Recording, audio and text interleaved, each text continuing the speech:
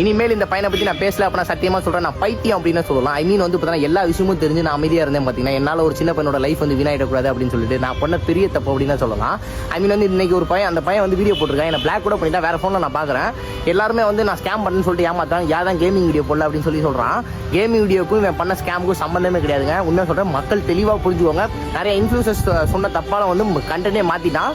So தயவுசெய்து சொல்கிறது கேளுங்க. இந்த பையன் வந்து பார்த்தீங்கன்னா ஒவ்வொருத்தரையும் போயிட்டு பெரிய பெரிய இன்ஃப்ளூயன்சர்ஸ் ப்ளஸ் நார்மல் பர்சன்ஸ் எல்லாம் போயிட்டு எங்கள் அம்மா கீழே வந்துட்டாங்க, எங்கள் பாட்டி இறந்துட்டாங்க அப்படின்னு சொல்லிட்டு 10,000, 5,000, 600, 700 வாங்கியிருக்கான். 2024 வந்து பார்த்தீங்கன்னா என்கிட்ட 4,500 காசு கேட்டான்.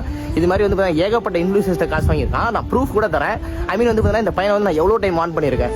லைக் வந்து பார்த்தீங்கன்னா தீபாவளிக்கு வெடி கடைக்கு கூட 7,500 வாங்கிட்டு ஏமாற்றிருக்கான். அப்புறம் வந்து பார்த்தீங்கன்னா டெலிகிராம் சேனலில் இந்த ஆஃபர்ஸை பற்றி வீடியோ போடுவாங்க, அவர்கிட்ட வந்து பார்த்தீங்கன்னா ஒரு 15,000 ஏமாற்றிருக்கான். நான் எவ்வளோ டைம் ஆன் பண்ணேன், பட் ஆனால் வந்து இந்த பையன் திருந்தல.